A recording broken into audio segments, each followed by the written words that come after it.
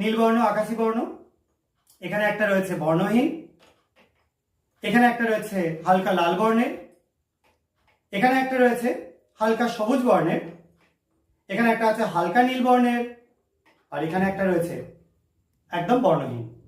এবার এই যে তরলগুলো রয়েছে এগুলোর মধ্যে আমরা যোগ করব জাদু পানীয়, জাদু তরল। দেখো যোগ করলে কি হয়।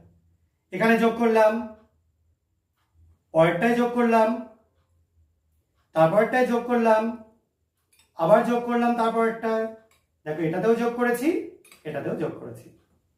এবার তোমরা দেখো সবাই, সবকিছু কি হয়ে যাচ্ছে একদম দেখতে পাচ্ছ, সব হয়ে যাচ্ছে কালো।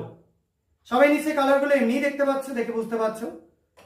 তো এই যে কালো হয়ে যাচ্ছে, এই কালো হওয়ার পেছনে এবার সায়েন্টিফিক যে রিজনটা সেটা কি আছে, বা বৈজ্ঞানিক যুক্তিটা ব্যাখ্যাটা কি আছে। ব্যাপারটা যেটা হচ্ছে, তোমরা যে